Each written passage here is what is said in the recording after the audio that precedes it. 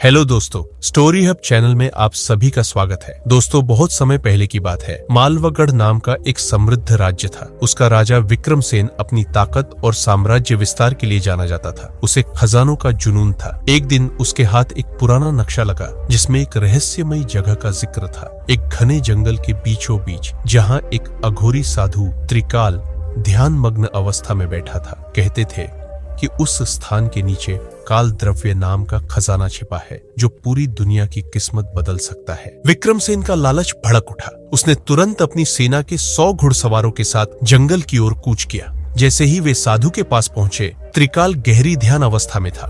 राजा हंसते हुए बोला, क्या तू इस खजाने की रक्षा करेगा? तू तो खुद अधरंगा है। साधु ने आंखें खोली, शांत और स्थिर स्वर में कहा, खजाना उन्हें मिलता है जो अपने लालच पर विजय पा लेते हैं। तू लौट जा विक्रमसेन। लेकिन राजा ने चेतावनी को नजरअंदाज किया और सैनिकों को हमला करने का आदेश दे दिया। जैसे ही सैनिकों ने कदम बढ़ाया, पूरा जंगल कांप उठा।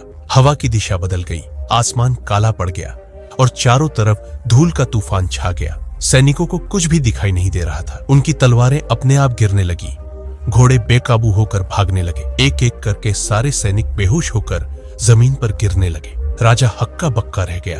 कांपती आवाज में बोला, ये कौन सी माया है? त्रिकाल ने उत्तर दिया, मैं न साधु हूँ न राक्षस। मैं वो सत्य हूँ जो तुम्हारे भीतर मर चुका है। अब तक राजा की हिम्मत टूट चुकी थी। वह घुटनों पर गिर गया और माफी मांगने लगा। साधु ने कुछ नहीं कहा, सिर्फ आंखें बंद कर ली और दोबारा ध्यान में लीन हो गया। राजा जंगल से भागकर महल लौट आया, लेकिन जब उसने नगर में कदम रखा तो सब कुछ अजीब लगा। महल सुनसान था, बाजार खाली थे। तभी एक वृद्ध व्यक्ति ने उसके पास आकर कहा, राजा विक्रमसेन तो 2 साल पहले युद्ध में मारा गया था। आप कौन है?